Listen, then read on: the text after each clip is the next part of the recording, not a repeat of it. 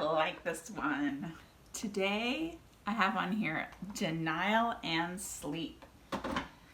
Okay, denial and sleep is what I say are my 2 secret strategies for early labor. Now, when I am talking about denial and sleep, my big disclaimer on this is that I mean for first time birthing people. So if you have had a baby before, once, twice, 3 times, however many times, if you have gone into labor and birthed a baby, then this strategy is not what I am suggesting. This is for our first timers out there. Okay, so that's the important piece of information with this. Now, let's dive into denial and sleep.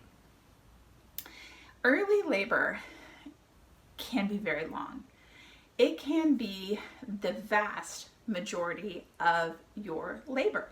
So if you took your labor as a string and say this is how long your labor is going to be, right? For most people, the vast majority of it is going to be considered early labor. Now, I have a video on early labor I'll link to, but the technical definition of early labor is when your cervix is 0 centimeters dilated until it reaches 6 centimeters dilated. And that is your early labor. Now, this part is usually fairly long. And what I mean by fairly long is it can be hours upon hours. It can be days. That would be the extreme, but it can be. So it is a long amount of time. And in order to successfully cope during that long amount of time, especially if you are laboring at home for that, which a lot of providers recommend that you labor at home for your early labor phase, and obviously talk to your providers about when they want you to come in and when they want you to, if you're birthing at a hospital or a birth center. But it's usually pretty long. And so my favorite strategy, my first go-to strategy that I recommend as a doula and a childbirth educator is to, first of all, denial. Be in denial that you're in labor, okay? And after you are in denial in labor, then you're going to sleep. Now, this is, obviously, you're not going to deny any warning signs. So any of the warning signs that your provider might tell you about, like if you're experiencing a lot of bleeding, if you're experiencing spots in front of your eyes, if you're experiencing anything that feels really abnormal, we are not denying that ever. We are going to seek medical assistance.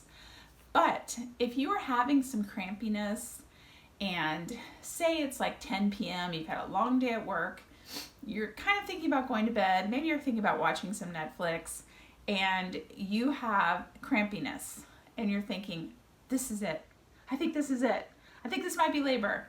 Instead of trying to time contractions or call everyone you know and tell them that you're in labor or try all these other different positions and stuff, my favorite thing for you to do, especially if it's towards the end of your evening, is to say, I don't really think I'm in labor.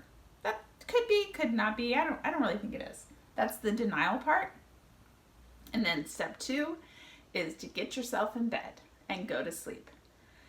Because sleeping through that early labor where they're still maybe kind of mild enough that you can snooze in between in the rest phases or before they get really organized into a solid labor pattern, sleeping is really what you want to do. And I like to compare labor to, let's say, a long car ride. Now, my family, we do lots of car rides.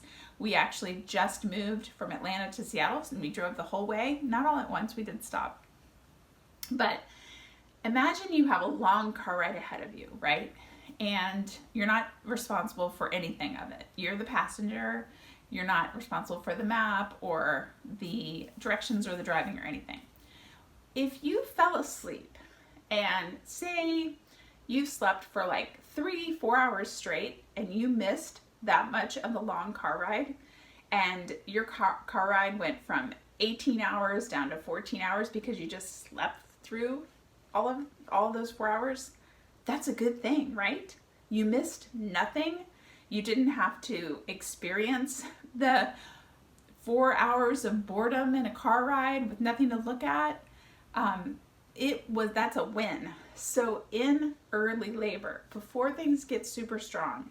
Now, sometimes people's labor does start super strong, but the vast majority of the time it starts out mild, where you can actually sleep. So denial that you're in labor. So don't start timing things. Don't start doing any of the working yourself up to say, you're in labor. Deny that you're in labor and just rest. Your body should allow you to rest if you can rest. Because if it was real labor, like, you're not going to wake up from a nap and the baby is going to be ready to be pushed out. That's not how it works. That doesn't happen with first timers. Remember that this strategy is for first timers only, that we're going to deny and sleep. So what I like to do, especially if you have a doula, is to give your doula a heads up and say, hey, I'm experiencing some labor. I'm going to go to bed. And I guarantee that they're going to support that decision, because getting rest in is so key. Just think, your body does so much work in labor. It's almost like you're running a marathon, even though you might not be actually even moving. Even if you get an epidural, your body is still working so hard and it needs rest.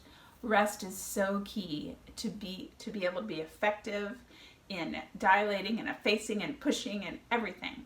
So getting in that rest, getting in that sleep is so key. I actually, as I teach Lamaze classes, I usually give people a lot of strategies, again, first timers, a lot of strategies on how to deal with labor. So we talk about positions, we talk about breathing, visualization, vocalization, and a lot of these strategies you can find that we talked about on the wheel also. But I say that if there's anything you can remember, just one strategy you can remember, it's this one: denial and sleep as the early phase of labor. It's so important.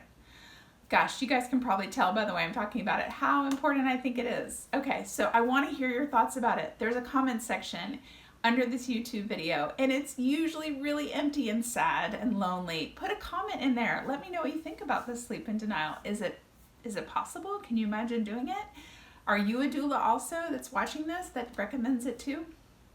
Let me know. Don't leave that comment section lonely and empty for me.